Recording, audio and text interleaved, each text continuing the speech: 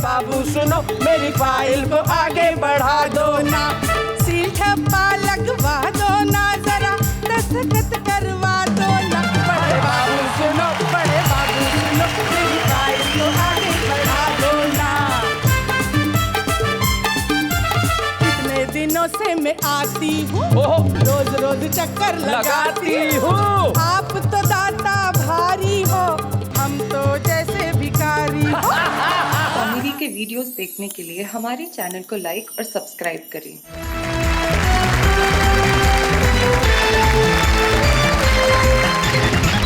तो भाई आइए मुलाकात करते हैं हमारे साथियों से। सबसे पहले मंच के इस कोने पे जो बैठे हैं, उत्तर प्रदेश के अंदर एक बहुत छोटा सा कस्बा है दनकौर, और उस दनकौर से दिल्ली आते हैं और अपनी गजलों से लोगों के दिलों में छा जाते हैं। और जब हास्य की बात करते हैं तब पवन दीक्षित पवन की तरह लोगों के दिलों में उतर जाते हैं। भाई पवन दीक्षित, स्वागत है आपका। उनके बाद वो सज्जन बैठे हैं जिनके पास आइडियाज ही आइडियाज हैं, तो हरजीत सिंह तुक तुक, स्वागत है आपका। और उनके पास जो बैठी है, हमें बड़ी खुशी है कि वो वाह वाह क्या बात है का एक प्रोडक्ट है। ऐसे वाह वाह क्या बात है कि पहले एपिसोड में जो छुपे रुस्तम के तौर पे आई थी, और पहले एपिसोड में छुपे रुस्तम ने ऐसा धमाल किया कि फिर वो छुप ही नहीं रही। हमारे साथ है संगीता सर। चलिए उस और चलते हैं। चलिए उस और। अब आपको ये कहने की आवश्यकता नहीं होगी कि हम मूर्खता स्पेशल मना रहे हैं। तो आइए हम मिलते हैं उनसे जो सबसे पहले बड़ा यूनिक है, जो बैठे हुए हैं। कह रहे थे कि मेरा खून सूख गया, देखो तो। अरे बैठ जाओ। आप ज्यादा देर इसलिए खड़े मत रहिए कि विवादास्पद ढांचा कभी भी ढह सकता है। नारायण निडर मध्य प्रदेश में एक कस्बा खांचरोद, वहां रहते हैं। क्या बात है नारायण जी। और नारायण निडर के पास है, वो भी एक बहुत छोटा सा कस्बा है, ठाकुरद्वारा गांव से हमारे बीच में आते हैं शरीफ भारती। शरीफ, तुम्हारा ओरिजिनल नाम तुम्हारे पिता ने क्या रखा था? सर मेरा नाम शरीफ अहमद खान था जी। और अहमद खान ज़्यादा हो रहा था इसलिए भारती कर दिया। लेकिन शरीफ तुम्हारे वालिद साहब का दिया हुआ नाम? जी सर, जी सर। क्या बात है, क्योंकि बच्चा जब पैदा होता है तब तो उसकी हरकतें पता नहीं होती। अगर कुछ दिनों की मोहलत मिल जाती तो तुम्हारा नाम ये नहीं होता। शरीफ भारती ठाकुरद्वारा से। उनके पास जो बैठे हैं ये कमाल के व्यक्ति हैं। हाँ, आपको कैसे पता? वो इतने उत्साहित हो रहे कि लग रहा है कि उनकी सांसें बटन तोड़ के बाहर आने वाली। इसे उत्साह नहीं, ऊदर कहते हैं। इस देश की नई पीढ़ी के व्यंग्यकारों में एक सबसे सशक्त नाम है वेद प्रकाश। वेद प्रकाश के बाद जो बैठे हैं उनका नाम राजेश राज है, और गोरखपुर से हमारे बीच में आते हैं और व्यंग की कविताएं करते हैं। हम स्वागत करते हैं राजेश राज जी। तो भाई बात चल रही है बेवकूफियों पे, मूर्खताओं पे। तुम ये इधर उधर क्या देख रहे हो, क्या महसूस कर रहे हो इधर उधर देख के वेद प्रकाश? शैलेश जी, आज मुझे स्वर्गीय ओम प्रकाश आदित्य जी याद आ रहे हैं बहुत। उनकी एक कविता याद आ रही है। इसलिए इधर उधर देख रहे हो? इधर भी गधे हैं, उधर भी गधे हैं, जिधर देखता हूँ गधे ही गधे। जब से कविता याद आ रही है मैं इधर उधर ही देख रहा हूँ। क्या बात है, बहुत अच्छे। तो आइए बात आगे बढ़ाते हैं, और गधे से मुझे अचानक शरीफ भारती की याद हुई, और मैं चाहता हूं कि महफिल की शुरुआत हो शरीफ भारती के रूप में। जोरदार तालियों से हम स्वागत करें शरीफ भारती।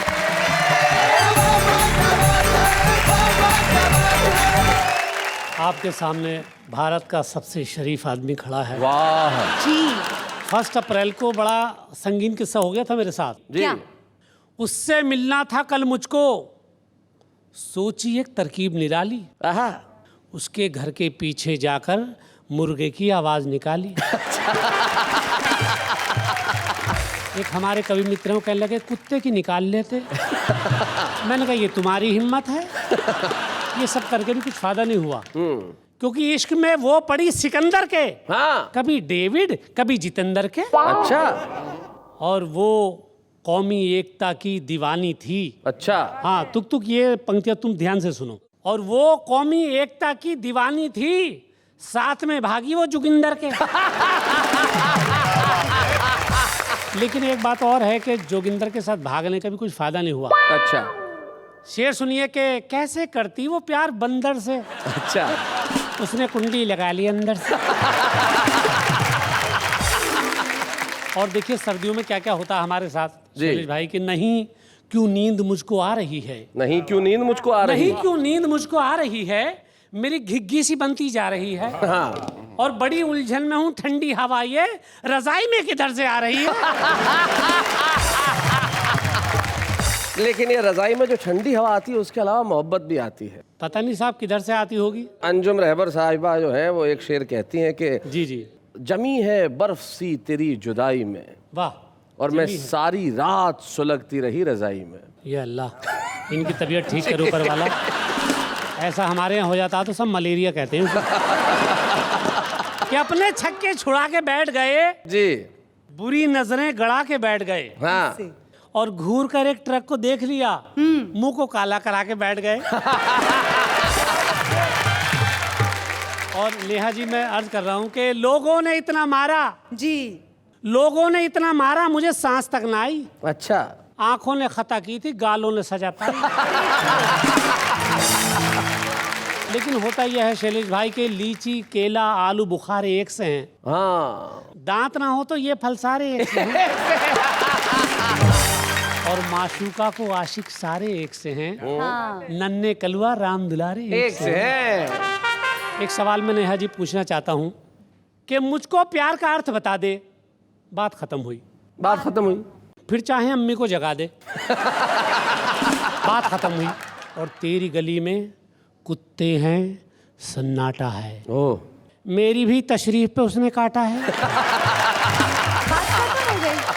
तेरी गली में कुत्ते हैं, सन्नाटा है, मेरी भी तशरीफ पे उसने काटा है। मुझको इंजेक्शन लगवा दे। बात खत्म हुई। और जाने तू किस बात पे मुझसे रूठी है? देखो, जाने तू किस बात पे मुझसे रूठी है? तेरे ही चक्कर में जूती टूटी है। मुझको तू चप्पल दिलवा दे। बात खत्म हुई। बात खत्म हुई। और तेरे फोन की फ्लेक्सी कौन कराता है? हाँ, फोन लगाऊं नंबर बिजी बताता है। हाँ, मेरा मोबाइल लौटा दे। बात खत्म बात हुई। खत्म हुई। और कल अपने भैया को जीन्स दिलाई है जी, और आज फिर अपनी मम्मी के लिए सूट लाई है। मेरा एटीएम लौटा दे। बात खत्म हुई।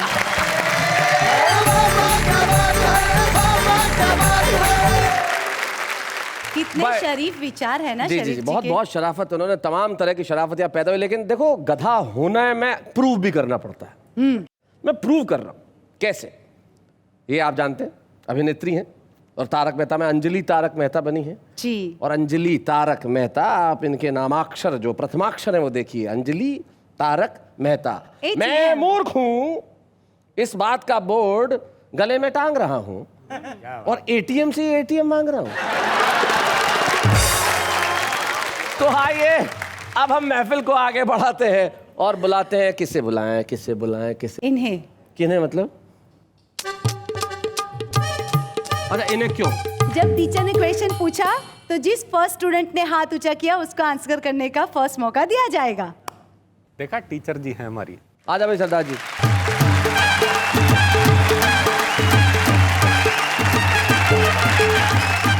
शैलेश जी, आज बड़ा गलत हो रहा है मेरे साथ। अच्छा, अभी यही ऑडियंस में ये जो बैठे हैं, ये आके मेरे को पूछते हैं, तुक तुक जी आपका नाम क्या है?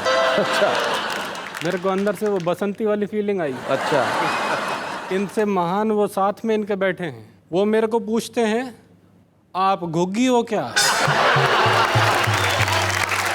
बड़ा अजीब अजीब सा ही हो रहा है। मेरा एक फ्रेंड था, वो पागल खाने वाला जी। वो एक कुत्ते की पूंछ को सरिये में डाल के बैठा हुआ था पाइप के अंदर। अच्छा, मैंने कहा ये क्या कर रहा है? कुत्ते की पूंछ को पाइप में डाल रहा, तेरे को मालूम नहीं है कुत्ते की पूंछ सीधी नहीं होती? बोले मैं कुत्ते की पूंछ नहीं सीधी कर रहा, मैं पाइप टेढ़ी कर रहा हूँ। अभी मैं वेद जी को लेके गया एक जोशी जी के पास। जोशी जी कहते हैं बेटा तू बहुत पढ़ेगा। कहते हैं पढ़ तो मैं बहुत टाइम से रहा हूँ, ये बताओ पास कब होऊंगा? इनफैक्ट शैलेश जी भी कम नहीं है। बिल्कुल, आपको तो मालूम ही है। मैं इनसे बोल रहा था, मैंने कहा आप खाना खाने से पहले प्रार्थना करते हो? बोले नहीं, मेरी पत्नी अच्छा खाना बनाती है। शरीफ भारती जी का तो बिल्कुल अंदाज ही निराला। मैंने इनसे पूछा आप बड़ी टेंशन में लग रहे हो, कोई तकलीफ है? कहते हैं हाँ ब्लड प्रेशर है। मैंने कहा फैमिली में है? कहते हैं हाँ फैमिली में है। मैंने कहा किसकी साइड से, फादर की साइड से कि मदर की साइड से? जी। तो कहते हैं नहीं वाइफ की साइड से। ऐसे ही ये निडर जी हैं, जी। इनके पैर में चोट लगी थी। हाँ। मैं इनको लेके अस्पताल गया, वहां पे एक आदमी के दोनों पैर में चोट लगी थी। जी। तो उससे पूछते हैं, तुम्हारी 2 बीवियां हैं क्या? इन्होंने कहा मेरी 2 पत्नी, असली मेरी टांग टूटी। मैं एक बार इनके घर गया, बड़े उदास बैठे थे कि बैठे थे उदास। तुक भाई हमने पूछ लिया चेहरे पे आज काहे बजे हुए 12 है। तो बात सुनकर हमसे बोले ऐसी कोई बात नहीं, यूं ही थोड़ा मूड आज खराब हमारा है। बीच में तुक भाई का छोटा मुन्ना बोल उठा कि अंकल पापा ने तो लिया झूठ का सहारा है। और क्यों है ये उदास, इसका कारण बताऊं तुम्हें, मम्मी ने पापा को आज बेलन से मारा है। तो बिल्डिंग की पार्किंग में चुपके चाप 2 मिड साइज गाड़ियों का चल रहा था वार्तालाप। पहली बोली, कितना खराब हो गया है जमाना, डू यू रियलाइज? गाड़ियों में भी आ गया है 0 साइज। दूसरी बोली, you are right, this is the class. बस इस सस्ती छुटकी ने किया है सत्यानाश। एक तो इसकी टेल पॉलिश, लड़कियों की नेल पॉलिश होती है, गाड़ियों की टेल पॉलिश होती है। बहुत अच्छे। बोले एक तो इसकी टेल पॉलिश कितनी चीप है, ऊपर से इसका फ्रंट भी क्लीन स्वीप है। इतने में वहां एक ऑटो आया, उसे देख दोनों मैडम्स ने अपना मुंह बनाया। पहली बोली, देखने में लगता है पूंछ कटा लंगूर, लोफर आंखें फाड़ फाड़ के कैसे रहा है घूर। अच्छा। ऑटो बोला, ये लंगूर सारा दिन लोगों को यहाँ वहाँ पहुँचाता है, साथ साथ किसी के घर की रोटी भी चलाता है। क्या बात है। पर जैसे बढ़ रहे हैं पेट्रोल के दाम, जानती हैं कुछ दिन में क्या होगा अंजाम। आपका पार्किंग से निकलना बंद हो जाएगा। वाह। अगर हम भी नहीं घूरेंगे तो आपका ये स्टाइल किस काम है? क्या बात है, वाह। तो अभी मैं आपको एक तुक सुनाता हूँ। जी सुनाइए। एक बार हमें शादी करने का ख्याल आया। हमने तुरंत जाके पिताजी को बताया। अच्छा। पिताजी ने अगले दिन ही बिना दहेज की शादी के लिए अखबार में इश्तिहार छपवाया। महीने भर तक हमारे घर पे कोई नहीं आया। अच्छा। तो पिताजी ने अपनी समस्या एक प्रॉपर्टी डीलर को बताई। Property dealer? जब लोगों की प्रॉपर्टी नहीं बिकती है तो वो प्रॉपर्टी डीलर के पास जाते हैं। हमारे पिताजी भी गए, तो पिताजी ने अपनी समस्या एक प्रॉपर्टी डीलर को बताई। उसने तुरंत एक तरकीब सुझाई। बोला, झुमरी तलैया में दूल्हों की सेल लगी है, वहाँ लड़कियों की बहुत लंबी लाइन लगी है, आप तुरंत वहाँ चले जाइए, जैसी चाहे वैसी वधू पाइए। अच्छा। पिताजी बोले, पर हमें दहेज नहीं लेना। वो बोला, कोई बात नहीं, लड़की तुम रख लेना, दहेज मुझे दे देना। अच्छा। पिताजी को उसके बोल समझ में आ गए। अगले दिन पिताजी हमें लेके झुमरे तलैया आ गए। हमने सेल को डिफरेंट काउंटरों में बटा पाया। 20% डिस्काउंट, 40% डिस्काउंट, 80% डिस्काउंट। पिताजी ने हमें 100% डिस्काउंट वाले काउंटर पे लाके बिठाया। अच्छा। थोड़ी देर में वहाँ एक 40 वर्षीय बाला आई। 40 वर्ष की भी होती है। क्यों जी देख जी रहे हो? जी। नहीं आपकी तरफ तो क्यों देख सकता है, आप तो 50 की हैं। थोड़ी देर में वहाँ एक 40 वर्षीय बाला आई। पिताजी को देख के हौले से मुस्कुराई। फिर प्रॉपर्टी डीलर से बोली, इनकी एज कितनी है जो आपके बराबर में खड़े हैं? अच्छा। प्रॉपर्टी डीलर, भाई प्रॉपर्टी डीलर बोला, माशाअल्लाह जवान हैं, दिखते बड़े हैं। वो बोली, तो फिर इनसे मेरी बात चलाइए, जरा इनका रेट मुझे बतलाइए। प्रॉपर्टी डीलर ने पिताजी से बात चलाई। पिताजी ने उसे कर्री करके डांट पिलाई। उसके बाद पिताजी हमें वहाँ से लेके भागे। एक किस्सा देखा हमने थोड़ा आगे। लड़के के पिता लड़की के पिता का इंटरव्यू ले रहे थे। लड़की के पिता पसीने पसीने हो रहे थे। फिर जब सौदेबाजी की बात आई, लड़के के पिता ने रेट लिस्ट दिखलाई। लड़की के पिता बोले, आप रेट बहुत ज़्यादा लगा रहे हैं। वो बोले, क्या कहते हो, अभी तो 20% डिस्काउंट पे बता रहे हैं। तुम कहते हो रेट ज़्यादा लगा दिया है, अरे 20% तो सेल टैक्स लगा दिया है। अब लड़की वालों की आदत होती किसी तरीके से ना नुकुर करके रेट कम करा लें। बोले, पर आपका लड़का तो बहुत सीधा साधा है। वो बोले, देखिए जी, हमारी मशीन ने एक ही पीस बनाया है, इसलिए ओवरऑल कॉस्ट कुछ ज़्यादा है। ये देख के पिताजी को चेता आया। उन्होंने हमें नो डिस्काउंट वाले काउंटर पे लाके बिठाया। थोड़ी देर में हमारे भाग जागे। एक सज्जन आए भागे भागे। उन्होंने हमारे चारों ओर एक चक्कर लगाया। फिर पिताजी की ओर फेस घुमाया। बोले, कितना चलेगा? पिताजी बोले, ये तो आपकी बेटी पे डिपेंड करेगा। किफायत से चलाएगी तो सालों साल चलेगा। वो बोले, आपके लड़के में ऐसी क्या खासियत है जो इतना ज़्यादा रेट बता रहे हैं, ऊपर से नो डिस्काउंट का बोर्ड लगा रहे हैं? पिताजी बोले, मेरा लड़का ईमान रखता है जो आजकल करोड़ों में बिकता है। क्या बात? वो बोले, पर आपका ये ईमानदार बेटा घर की रोटी कैसे चलाएगा? खुद भूखा मरेगा तो मेरी बेटी को क्या खिलाएगा? क्या कहना है? आप इसे यहाँ से ले जाइए। पहले इसे किस्तों में ईमान बेचना सिखाइए। क्या बात? जिस दिन इसे किस्तों में ईमान बेचना आ जाएगा उस दिन इसे इससे भी ज़्यादा रेट पे कोई भी ले जाएगा। बहुत अच्छे, वाह। पिताजी को उसके बोल समझ में आ गए। अगले दिन पिताजी हमें लेके घर पे आ गए। तब से हमारे पिताजी निरंतर प्रयास कर रहे हैं, हमें सिखाने हेतु अपना ईमान बेचने का प्रयास कर रहे हैं। क्या बात है, वाह। बहुत पर हमें नहीं लगता कि वो दिन कभी आएगा, इसलिए तुक तुक कुंवारा पैदा हुआ है, कुंवारा ही मर जाएगा। वाह वाह वाह वाह, बहुत अच्छा।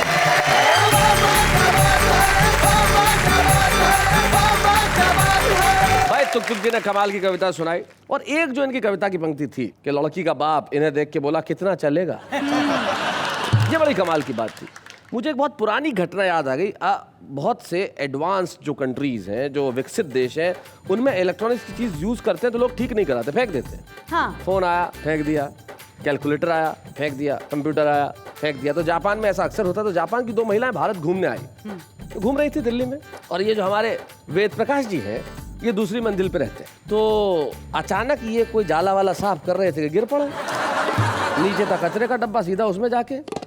तो जापानी महिला दूसरी महिला से कहने लगी, हिंदुस्तानी बीवियां भी कितनी फिजूल खर्च है, इससे देख के लगता है ये 2-4 साल और चल सकता था।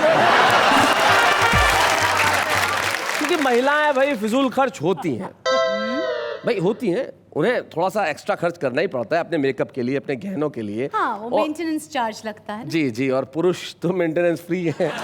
तो आइए हम बुलाते हैं उन्हें जिनके जैसा इन्होंने बताया मेंटेनेंस में कुछ खर्च लगता है। अब वो मेकअप के लिए कितना सामान खरीदती है, क्या क्या करती है, वो ये बता सकती है। हमारे पहले एपिसोड की छुपा रुस्तम संगीता सरत।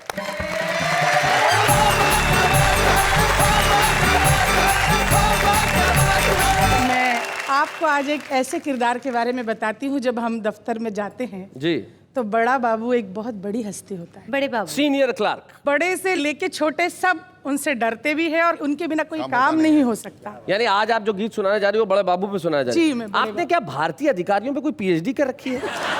पहली बार आई तब थानेदार का गीत सुनाया, दूसरी बार आई तब पटवारी का सुनाया, अब बड़े बाबू चपरासी पे कब पहुंच रही हैं? जी, जब ये शरीफ जी छेड़छाड़ में पीएचडी कर सकते हैं तो आप अधिकारियों पे तो कर ही सकते तो मैं हैं। अधिकारियों पे क्या बात है।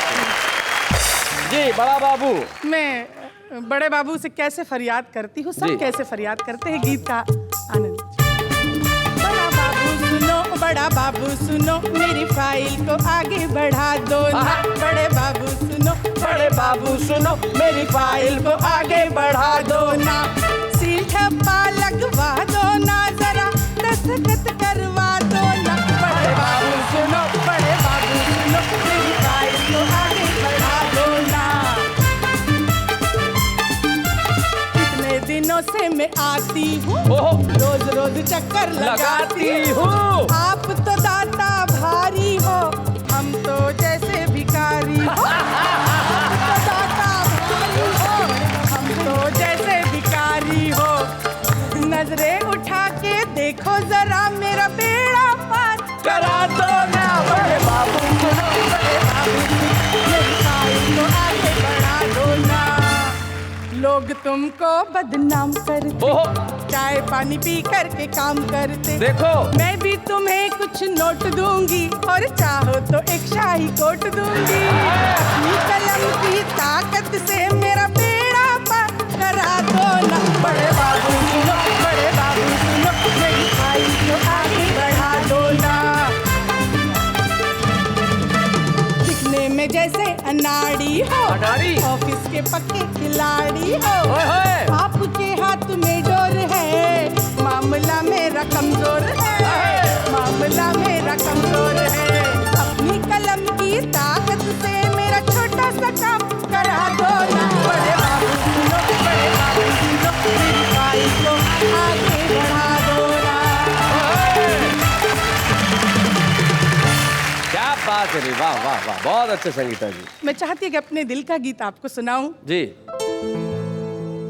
दिल की बातें दिल से कह के, मन बहलाए के, और नाच रहा है मनवा कैसा ठुमका लगाए के। क्या बात है? नाच रहा है मनवा कैसा ठुमका लगाए के। काले काले बादल आए, दिल की धड़कन बढ़ती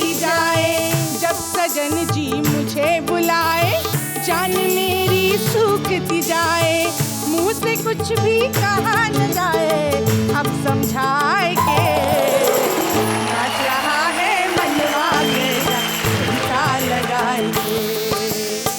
दिल की वादी महकती जाए, मन की चिड़िया चहकती जाए, जिया मेरा जब जब घबराए, साजन मुझको गरबा लगाए।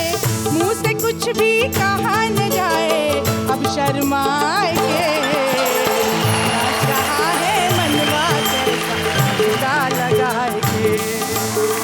नाच रहा है मनवा कैसा झुमका लगाए।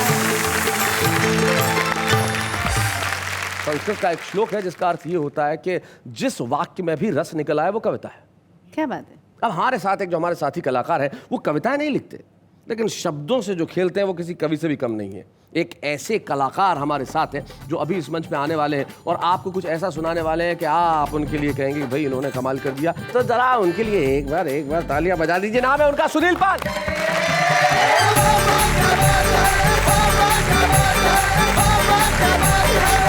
धन्यवाद, थैंक यू वेरी मच। फिर एक बार शैलेश जी, आपने मुझे इस कार्यक्रम में बुलाया, इस पॉपुलर कार्यक्रम में बुलाया जी, और उसमें भी मूर्खता स्पेशल में। मूर्खता स्पेशल में मुझे आपने ब्रांड एम्बेसडर बनाया, इस बात का धन्यवाद करना चाहूँगा। वाह वाह, क्या बात है कि पहचान जो है शैलेश जी से हो गई। शैलेश जी को लोग नाम से कम और वाह वाह क्या बात है से ज़्यादा जानते हैं। और घर पे भी इनके यही हालात है। भाभी जी खाना बना के रखती है, जैसा भी खाना हो। वाह वाह क्या बात है, वाह वाह क्या बात है। भाभी जी कहती है और तू, हम और तुम चलते हैं होटल में खाने का करते हैं काम, इस खाने से लेते हैं पूर्ण विराम। तो वैसे शैलेश जी के बारे में क्या कहूँ, बहुत बड़े एंकर हैं, बहुत अच्छे इंसान हैं, विद्वान हैं, टैलेंटेड हैं, हैंडसम हैं, ऐसा इनका खुद का मानना है। और नेहा जी के बारे में क्या कहूँ, एक लैंग्वेज है तो दूसरे बॉडी लैंग्वेज। नेहा जी का नाम मुझे लगता है कि भगवान ने सोच समझ के रखा है जी। ये आपके बाजू में खड़ी होकर सिर्फ नहीं और हाँ ही बोलती है।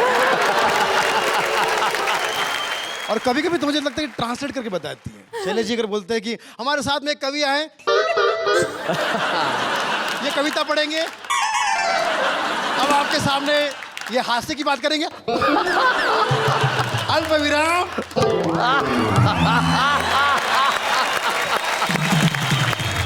बचपन से एंकरिंग का शौक है। जब ये पैदा हुई थी तो माँ बाप ने पहले दिन से पूछा, बेटा मेरे घर में आई, बहुत खुशी हो रही है, कौन सी रिंग चाहिए, सोने की रिंग या चांदी की रिंग? एंकरिंग।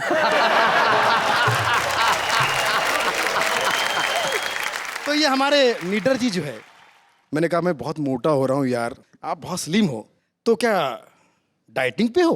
बोले नहीं, 20 साल से राइटिंग पे। आपको विश्वास नहीं होता होगा मेरा शरीर देख के, जी। लेकिन विश्वास करना पड़ेगा। पहले अपनी निडरता से मैं परिचित तुम्हें कराता हूँ, ना रोक सके मुझको आंधी तूफानों से टकराता हूँ। चाहे दुश्मन कितने ही हो मैं सबको धूल चटाता हूँ, और कितनी ही सर्द और रात भले मैं अंगारों सा जलता हूँ, और कलम उठाने वाले हाथों को रोज खून से रंगता हूँ। कितनी ही हत्याएं करके मैं वक्त गुजारा करता हूँ, हर रोज रात को बिस्तर पे मैं खटमल मारा करता हूँ। तो राइटिंग की वजह से ये। और ये हमारे भारती जी, शरीफ भारती, शरीफ आदमी हो यार। ये कभी कभी अपने आवाज से फीमेल की आवाज में भी गाना गाते जी जी, अक्सर। दिल है कि मान, और मुझसे कहने कि मैं 2 आवाज में गाता हूँ। मैंने कहा इसमें कौन सी बड़ी बात है, दोगले। एक गले से 2 आवाज निकालते हो, 2 गले, 2 गला। संगीता सरल जी, जिस दिन उपवास रखती है उस दिन डबल खाती है। सुबह से फोन करती है होटल या रेस्टोरेंट में, चाइनीज देना, बर्गर देना, पिज्जा देना। बोले बहन जी आपका तो फास्ट है। हाँ तो ये सब फास्ट फूड ही तो है। और ये हमारे टुकटुक साहब जी, ये कवि बनने से पहले ट्रक चलाते थे, मगर ट्रक में कोई सामान नहीं, खाली ट्रक। दिल्ली से अमृतसर, अमृतसर से दिल्ली। लोगों ने पूछा ऐसा क्यों? बोले मम्मी पापा ने कहा कि काम के वक्त कोई लोड मत लेना। कुछ शायर ऐसे होते हैं, कुछ कवि ऐसे होते हैं, डरा देते हैं सुनाने से पहले जी। हर शख्स अपने गम में खोया है। शैलेश सुन ले, हर शख्स अपने गम में खोया है। हर शख्स अपने गम में खोया है। जिसे गम नहीं वो कब्र में सोया है। कुछ शेर, पुराने शेर भी ऐसे हैं जो जिनको मैंने सुने और मैंने अपने हिसाब से शरीफ भारती जानते हैं। ये इश्क नहीं आसान, बस इतना समझ लीजिए शादी भी करनी पड़ सकती है।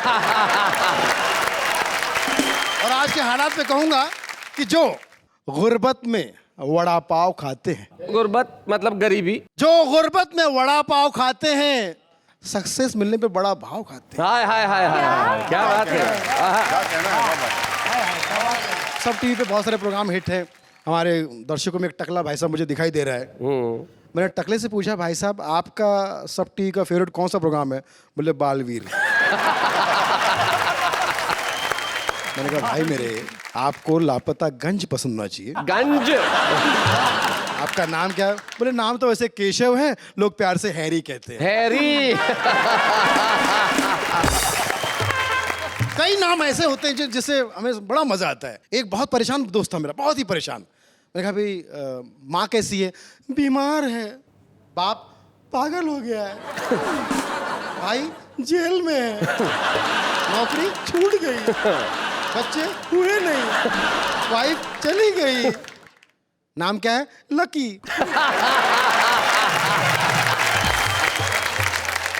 अभी मुझे याद है एक लेखिका ने अपना स्वयंवर रचा लिया। बहुत बड़े बड़े लेखक उसमें हिस्सा लेने आए। बहन जी ने सबको निगलेक्ट किया और एक मेरे जैसे गुड लुकिंग को, हाय हाय, खूबसूरत को पसंद किया।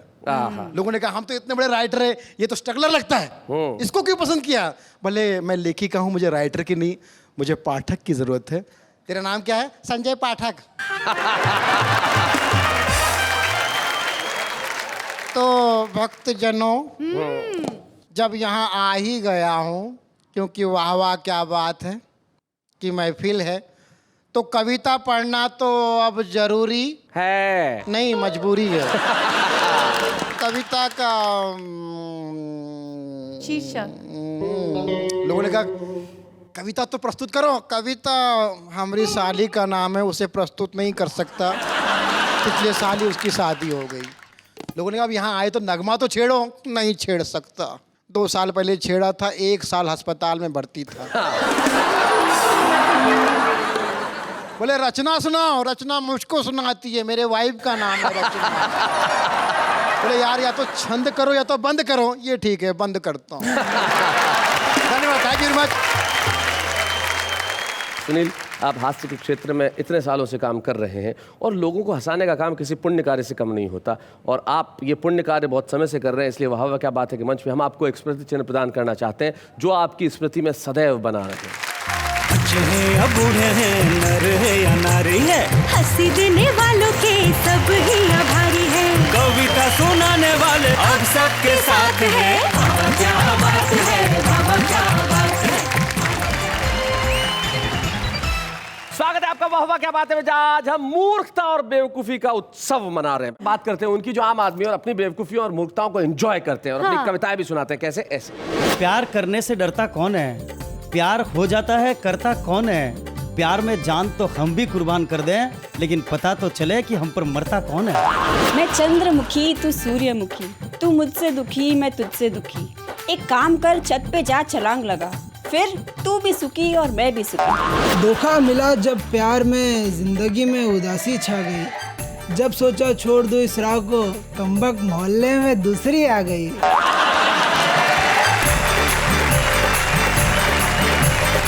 तो भाई ये तो देश के आम व्यक्ति हैं जो अपनी कविताएं अपने अलग अंदाज से लिखते हैं, अपनी अपनी जगहों पे बैठे हुए हैं और अब कैमरे पे आ गए तो छुपे रुस्तम भी नहीं रहे। ये भी इसी जीवन में आगे बढ़ेंगे, कविताएं लिखेंगे और सुनाएंगे, लेकिन जो हमारे छुपे रुस्तम होते हैं वो बड़े कमाल के होते हैं साहब। और हमारे आज के छुपे रुस्तम तो ऐसे हैं जो बाकायदा ज्योतिष हैं, पंडित जी हैं, जवान नहीं है, 53 वर्ष की उम्र है उनकी।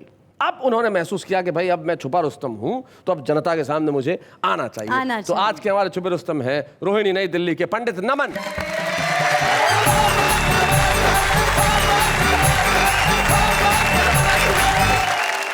एक बार मेरी घरवाली ने कहा आप सब पर प्यारी प्यारी कविताएं बनाते हो और मेरा मजाक उड़ाते हो। अच्छा, मेरे पर भी कोई प्यारी सी कविता बनाओ। मैं शुरू कर रहा हूँ कविता। जी जी जी। गुड़धानी सी लगती हो तुम। पंडित जी के अंदाज में, वाह। बड़ी सयानी लगती हो तुम। मैं घर का छोटा सा नौकर महारानी सी लगती हो तुम। मृगनयनी से नैन तुम्हारे, जुल्फों की तो छठा सुहानी। फिल्म हीरोइन सी लगती हो और चुनरिया धानी धानी। अंग अंग में रस सा टपके बरखा रानी लगती हो तुम। मंद मंद जब मुस्काती हो मेरी बीबी लगती हो तुम। जोर जोर से जब हंसती हो सब टीवी सी लगती हो। अट्टहास जब तुम करती हो मर्जानी सी लगती हो तुम। हरदम मुझ पर तनी हुई सी तुम मेरी पत्नी लगती हो। मैं निस्दिन तपता रहता हूँ धूप गुनगुनी सी लगती हो। 100 डिग्री का तेरा पारा पारो रानी लगती हो तुम। उम्र नहीं कुछ ज्यादा दिखती मुझको तो बम बम लगती हो। जब गुस्से में तुम होती हो बिल्कुल एटम बम लगती हो। जब करती हो झगड़ा मुझसे कट खानी सी लगती हो। गोरी में छोरी सी लगती छोरी में गोरी लगती हो। रेशम की डोरी सी लगती मखमल की बोरी लगती हो। मखमल की बोरी लगती हो। मैं तेरा पागल सा प्रेमी पटरानी सी लगती हो। क्या बात है। मैं गुमसुम सा तुम गुमसुम सी। मैं चंदन सा तुम कुमकुम सी। तुम दिल में रखो ना रखो दिलवर जानी लगती हो। देखिए इसे कहते हैं व्यवसाय का जीवन में हर जगह प्रयोग करना। पंडित जी सबसे बड़ी चीज है आपने अपने पत्नी की तारीफ में भी व्यवसाय को नहीं भूला और पद जैसे गाते वैसा गाया। हाँ क्या आराध्य है। लेकिन जिस तरीके से गाया उस तरीके की हम प्रशंसा करते हैं और हम आपको आज एक छुपे रुस्तम के तौर पे यहाँ पे एक स्मृति चिन्ह देना चाहते हैं। बच्चे हैं या बूढ़े हैं नर है या नारी है हंसी देने वालों के सब ही आभारी है। कविता सुनाने वाले अब सबके साथ है। क्या बात है। ये मूर्खता और ये बेवकूफी हंसने की यूं ही जारी रहेगी कल, क्योंकि जो मेगा एपिसोड है जो हम मना रहे हैं मूर्खता स्पेशल, ये कल भी जारी रहेगा। हमारे तमाम मित्र यानी कि ये सारे लोग जो इस वक्त यहाँ बैठे हैं आपके इंतजार में कल भी यहाँ रहेंगे और जैसे ही आप आएंगे हम शुरू कर देंगे हमारी मूर्खताएं और तब घर बैठ के कहिएगा वाह वाह क्या बात है।